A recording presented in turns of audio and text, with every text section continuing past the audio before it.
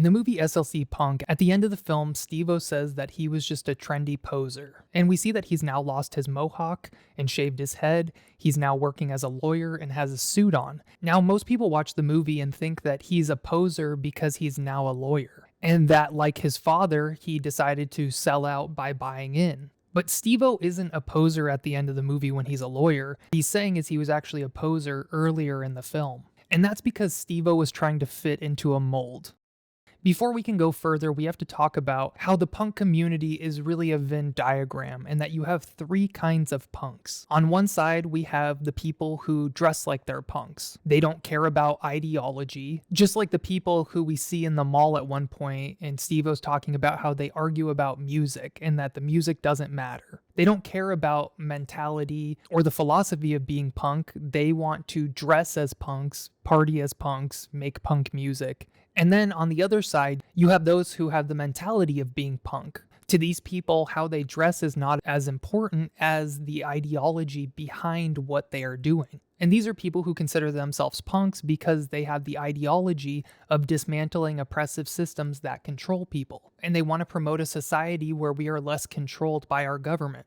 And then in the middle, we have a third kind of punk, which we'll get to in just a moment. When we're talking about this group that cares about the ideology of punk, a lot of people, when they think of punk, they think of the term anarchy. So if you go and look at the etymology of the word anarchy, you'll see that it actually was a Greek and then Roman word, which would translate to without ruler. So the core definition of the word anarchy is to live without being ruled over. And then this concept got popularized throughout the years. The concept of anarchy actually evolved from the Enlightenment period and a lot of thinkers who were considered transcendentalists.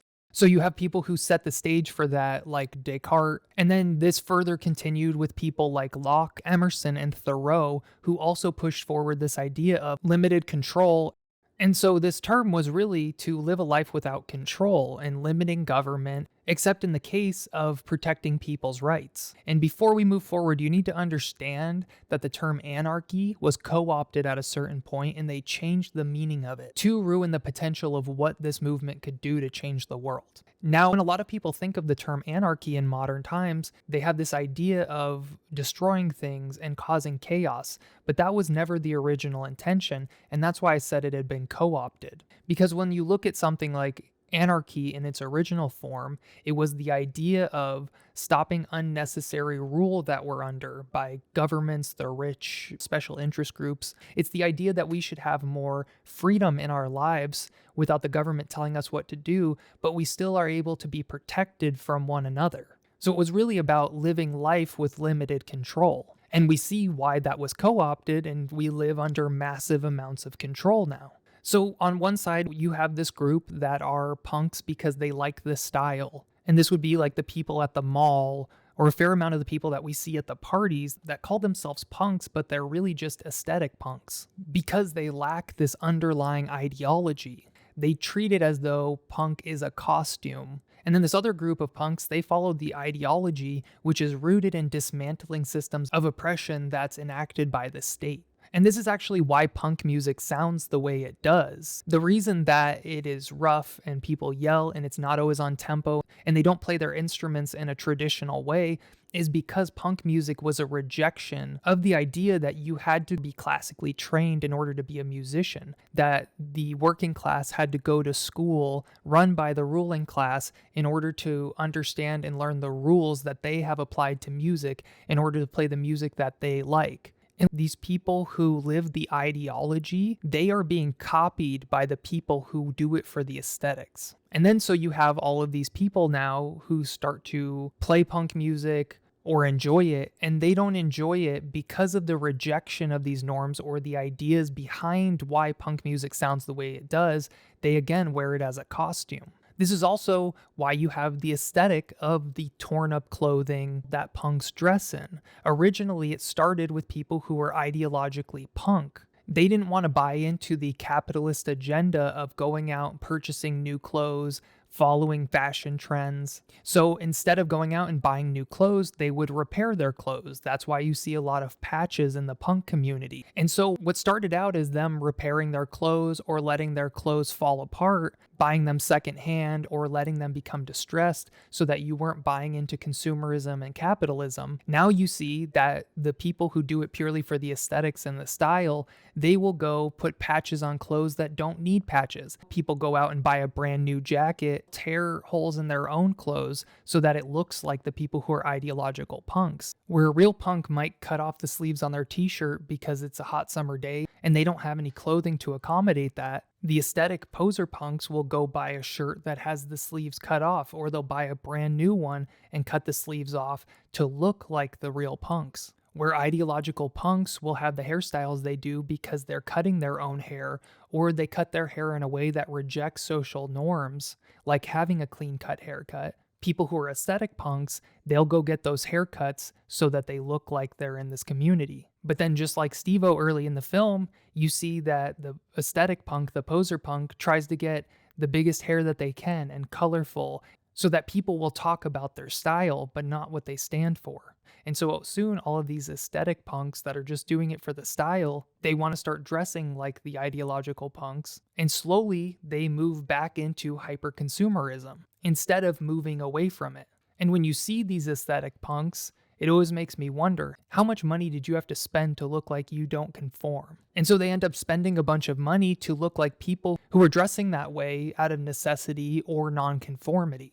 And then this group, they conform to nonconformity, and then they counteract what the real punks are doing. And so you have the people who are doing it for ideology, which are the real punks, and then you have people who are doing it purely for the style, and those are your poser punks. And between these two groups lives a third kind of punk, and that's the kind of punk who does dress like a punk, but they also have the ideology to back it up. And they might still follow trends, like how it became popularized to wear army paraphernalia to protest things like war or the military, but they also have the ideology and the lifestyle that backs that up. They're not just dressing that way, they're actually living this way. And we see a representation of all three of these groups in the film. So we have ideological punks in the movie, and an example of that would be Mike. Mike doesn't dress or act like any of the other punks in the film, but he's arguably the most punk person in the entire movie. He's punk with his ideology, and we see that he gets to act as he wishes to, but lives in both worlds. And he doesn't feel the need to dress like the punks in order to hang out with the punks. Whereas all of the other people think that they need to wear the costume in order to be with the group or have the ideology.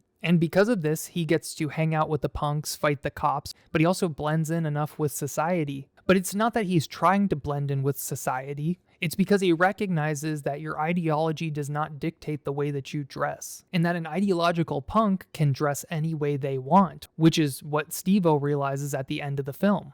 And that's because people like Mike, they don't have their ideals dictate how they dress. And Mike is someone that actually believes in real ideological change. He actually wants to change the system. And that's why later on in the film, he leaves because he's going to go study biology because he actually wants to help the world and contribute in the way that he thinks is best, which is very punk of him. Because if we have rich people and these corporations that are going around destroying the planet, it is punk to fight back against them by learning science and protecting the environment.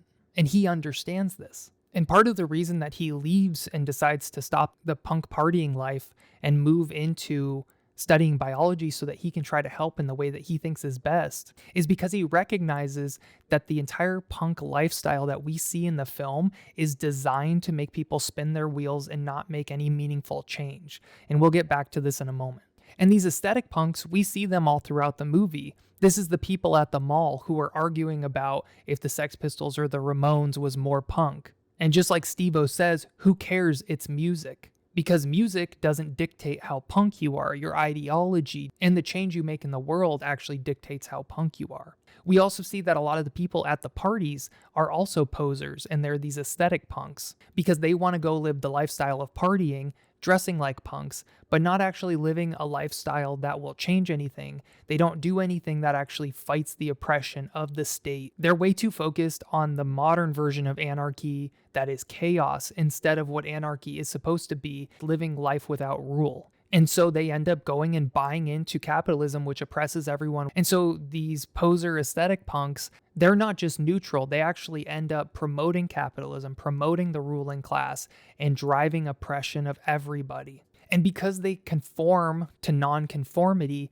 they're actually undoing the work of the real punks, all while they're wearing the costume of one. And Stevo also falls into this poser aesthetic punk group, but we'll get back to that soon. And the third kind of punk, the one that lives in the middle of the Venn diagram, is Bob. These are people that live in the punk mindset, but also have the punk aesthetic and style. And we see that he actually does hate authority and police, and that he doesn't even want a doctor to touch him because a doctor represents this police state that we live under. And it's not that he hates doctors, he hates what they represent, just like he hates what cops represent. He hates what politicians represent. And he opposes this idea of people having power over each other because the oppressive class says that they have that power, not because they inherently do. Bob and people like him cannot and will not fundamentally conform to societal values or the people around him because it represents the oppression that they're all under. And we see that Bob is not in it just for the lifestyle like these poser punks are.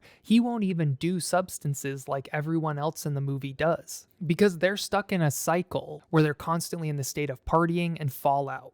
Bob makes his own decisions and he lives a simple life. And he has beat up old clothes that don't look like they were purposefully distressed. His clothes look like he had to buy them secondhand and that he's had them for a very long time, as opposed to somebody like Stevo, who is a rich kid who has really nice clothes. And when he first started dressing punk, he had on a punk suit. And it was created to give the illusion that he was punk. And we see that Bob, although he has a mohawk, he styles it with his own spit. He's not going out and buying wax and hairspray and hair gel to make his mohawk like the other people are. Bob looks aesthetically punk because he lives a punk lifestyle, not because he's trying to look punk. Now, all three of these groups in the film, though, do have something in common, and it's that they're doing the punk lifestyle of partying and going to these concerts. Now, there's nothing wrong with going to a party to build community, to celebrate, or to unite and spread ideas, but that's not what these people are doing. They're going to these parties and they're stuck in a cycle of partying.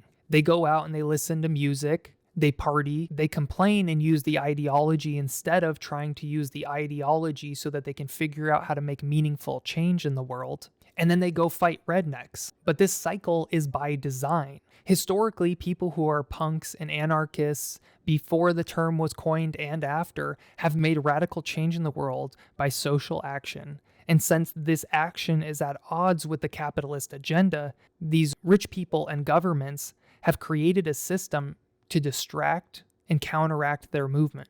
And in the movie, we see that the majority of them have been tricked. All they do is party, drink, sleep together, and fight. And there's an endless sea of rednecks being produced on a conveyor belt. And so they exhaust themselves on something that doesn't actually make meaningful change. And fighting these rednecks, while it may feel like they're getting traction in the world, they're not actually stopping the cause of these rednecks. They aren't going upstream to change what's going on. So they'll forever be stuck in this endless cycle that's been created for them, that they should be trying to help break free from their shackles of oppression, because we're all victims of oppression in this system. And this is where Stevo lives. He floats from party to hookup, to bender, to fight, to bed, rinse and repeat. Because besides dressing like a punk and having the same old conversations over and over about punk ideology, how is he actually a punk? Stevo wears the clothes, he has a giant colorful mohawk, he lives the lifestyle, so what is he missing? Exactly what Mike went to find.